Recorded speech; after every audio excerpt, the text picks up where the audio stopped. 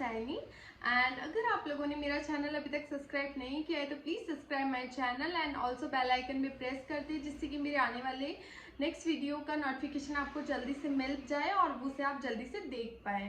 सो आज का जो हमारा टॉपिक है वो है cabin crew salary. I know it's your favourite topic and finally हम इस पे आज बात करने जा रहे हैं। So the topic for today is cabin crew salary. So let start from here. So basically cabin crew salary क्या होता है, उसमें क्या फैक्टर्स होते हैं, उसके क्या वेरियस होते हैं, वो सब आज मैं डिस्कस करने वाली हूँ। एंड हाल ही में I receive so many message on Instagram, आपका सैलरी कितना है। तो there is a one advice for you guys, please किसी से भी डायरेक्टली उसका सैलरी ना पूछे। सीरियसली ये अच्छा नहीं लगता एंड मैंने आप लोगों को रिप्लाई भी नहीं किया इस बात का, because it's mention in my contract कि मैं अपना सैलरी किसी के साथ डिस्कस नहीं कर सकती, even not with my family as well. मैं अपनी फैमिली के साथ भी अपना सैलरी स्ट्रक्चर डिस्कस नहीं कर सकती। दैट्स वाई मैंने आप लोगों को नहीं बताया कि मेरा सैलरी कितना है या क्या होता है सैलरी क्रू का। सो हियर मैं आपको एक बेसिक रफ आइडिया देने वाली हूँ कैबिन क्रू का सैलरी कितना होता है, जिससे कि आप लाइक जो भी आपके मन में डाउट्स है, कन्फ्यूजन है कैबिन क्रू सैलरी को लेके, वो क्लियर हो जाएंगे। प्लस मैं यहाँ पे आपको इंटरनेशनल सैलरी के बारे में भी कुछ फैक्टर्स बताऊंगी एंड डोमेस्टिक और जो हमारी इंडिया की एयरलाइंस है वो कितना पे करती है वो भी मैं आपको बताऊंगी। तो अभी हम यहाँ पे स्टार्ट करते हैं। तो फर्स्ट ऑफ ऑल जो कैबिन क्रू का सैलरी होता है, ये बात आप ध्यान रखें, एवरी कंपनी का सैलरी स्ट्रक्चर डिफरेंट होता है, सैलरी डिफरेंट होता है। तो आप किसी भी कंपनी को कंपेयर नहीं कर सकते। फॉर एग्जाम्पल अगर कोई भी एयरलाइन किसी क्रू को इतना पैसा दे रही है तो दूसरी भी उतना ही देगी, इट्स नॉट लाइक दैट। सबका जो सैलरी स्ट्रक्चर है वो डिफरेंट होता है। सब कंपनीज अपने क्रू को डिफरेंट सैलरी पे करती हैं एंड प्लस किसी क्रू का सैलरी किसी से कंपेयर ना करे। हो सकता है फॉर एग्जांपल मेरा सैलरी इस मंथ कुछ डिफरेंट आया है, वहीं मेरी रूममेट का सैलरी कुछ डिफरेंट आया है। तो इट्स नॉट बिकॉज कि कंपनी मुझे ज़्यादा पे कर रही है उसे लेस पे करिए, इट्स अबाउट सैलरी स्लिप। यहाँ जो भी होता है जस्ट सैलरी स्लिप के अकॉर्डिंगली होता है। Plus the third most important thing, अगर आप एविएशन में वर्क कर रहे हैं तो आपका सैलरी स्लिप जो होगा वो टोटली डिफरेंट होगा उन लोगों से जो नॉर्मली दूसरा जॉब करते हैं। कोई आईटी कंपनी में जॉब करता है तो उसका सैलरी स्ट्रक्चर डिफरेंट होगा, उसका सैलरी स्लिप डिफरेंट होगा। इसी टाइप से आपका भी सैलरी स्लिप बिल्कुल डिफरेंट होगा। सो अभी मैं आपको जो कुछ इंपॉर्टेंट चीज़ है वो बताने वाली हूँ। तो सभी दूसरी कंपनीज की तरह बेसिकली एयरलाइन बेसिक सैलरी होती है वो कॉमन देती है। फॉर एग्जांपल किसी एक एयरलाइन में बेसिक सैलरी 16,000 है, किसी दूसरी एयरलाइन में 20,000 है, किसी में 25, किसी में 30, किसी में 35, तो किसी में 40। And if you are going for international, वहाँ पे आपका बेसिक सैलरी में भी 1,80,000 समथिंग भी हो सकता है। And the second point is flying allowance. So आपका जो सैलरी स्लिप होता है उसमें ये सब टर्म्स मेंशन होती है, तो आपको यहाँ मैं वो टर्म्स समझा रही हूँ क्या होती है वो terms. So what is flying allowance? So basically flying allowance वो होता है कि आप महीने में कितने घंटे फ्लाई कर रहे हैं। फॉर एग्जाम्पल मैंने इस महीने में 80 घंटे फ्लाई किया। सो 80 घंटे तो जो एयरलाइंस होती है वो आपको पर आवर पर सेक्टर के हिसाब से पे करती है। फॉर एग्जाम्पल यहाँ पे कोई भी एयरलाइन है जो कि आपको 1 आवर का 200 भी दे सकती है, 150 भी दे सकती है, कोई एयरलाइन आपको 300 भी पे कर सकती है। It's depend on airline to airline कि एयरलाइन का सैलरी स्ट्रक्चर क्या है। सो हम यहाँ एक बेसिक एग्जांपल लेते हैं कि जैसे कि आज मैंने कोई भी फ्लाइट किया, मेरा फ्लाइंग आवर्स टोटल आज का 6 घंटे है। आज मैंने ऑन एयर चॉक्स ऑन से चॉक्स ऑफ तक 6 घंटे फ्लाई किया। तो 6 घंटे के हिसाब से अगर कोई एयरलाइन मुझे 200 पे कर रही है तो विच इज़ 1200। मैंने 6 आवर्स फ्लाई किया, उसका जो मेरा 200 के हिसाब से पर आवर के हिसाब से 1200 मेरा एक बेसिक अमाउंट आज बन चुका है। इसी अकॉर्डिंग फॉर एग्जाम्पल अगर मैंने 80 घंटे फ्लाई किया है पूरे महीने में, तो आप 200 मल्टीप्लाई बाय 80 आवर्स कर सकते हैं। तो आपको एक बेसिक अमाउंट जो आएगा वो आपको सैलरी में इंक्लूड होके मिलेगा। उसके अलावा सेकंड जो फैक्ट है वो है हमारा sector allowance. So what is sector allowance? Sector allowance क्या होता है, सेक्टर क्या होता है, तो मैं आपको समझाती हूँ यहाँ पे। फॉर एग्जाम्पल मैंने अभी आपको एग्जाम्पल दिया कि आज मैंने 6 घंटे फ्लाई किया। सो 6 घंटे अगर मैंने फ्लाई किया है तो इट मीन्स मैंने आज 2 सेक्टर किए which is Bangalore to Guwahati, Guwahati to Bangalore. So आज मैंने 2 सेक्टर किए हैं।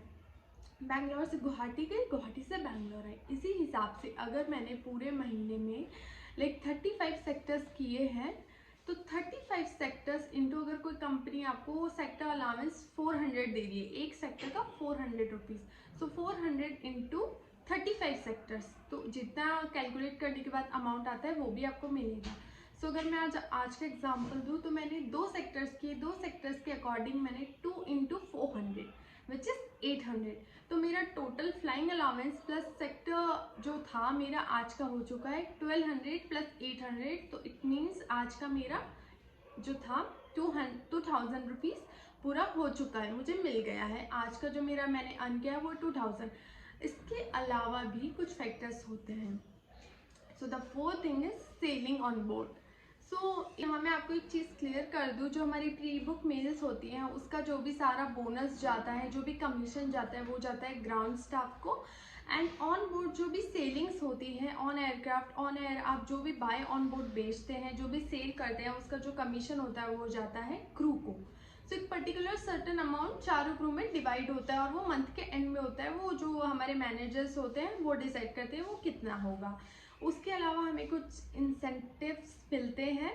सब कुछ कैलकुलेट होके आपको एक अच्छा खासा सैलरी अमाउंट मिलता है। प्लस कुछ कंपनीज ले ओवर देती है, कुछ कंपनीज ले ओवर नहीं देती है। If you are going for layover तो आपको ले ओवर का भी अलाउंस मिलता है। फॉर एग्जांपल कोई कंपनी आपको एक दिन का अगर ले ओवर है, आप एक दिन के लिए होटल में स्टे कर रहे हैं। फॉर एग्जांपल मैंने बैंगलोर टू चेन्नई फ्लाई किया, चेन्नई के बाद मैं फ्लाई नहीं कर सकती, चेन्नई में मुझे आज एक दिन का रेस्ट मिला है किसी होटल में। तो first of all this is so nice कि मैं एक अच्छे से लग्जरी होटल में रुक रही हूँ, मुझे वहाँ की सारी सर्विसेज मिल रही है, प्लस मुझे वहाँ रहने का एटलीस्ट 400 to 800 रुपीज़ मिल रहा है। किसी like as I told you different companies का डिफरेंट अमाउंट होता है। तो अगर मुझे 4 से लेके 800 के बीच में कुछ मिल रहा है तो that is good for me only. तो वो भी आपको आपकी सैलरी स्लिप में लेओवर अलाउंस मेंशन होके, जितना भी आपका लेओवर होता है, जितने भी आपने एक महीने में लेओवर किए होते हैं, वहाँ पे आपको पर्टिकुलर अमाउंट मिलता है। सो ऐसे करके आप बेसिकली क्रू का जो होता है सैलरी अमाउंट आप गेस कर सकते हैं कितना होगा। यहाँ पे मैं एक बार आपको ब्रीफली वापस सब कुछ समझा देती हूँ।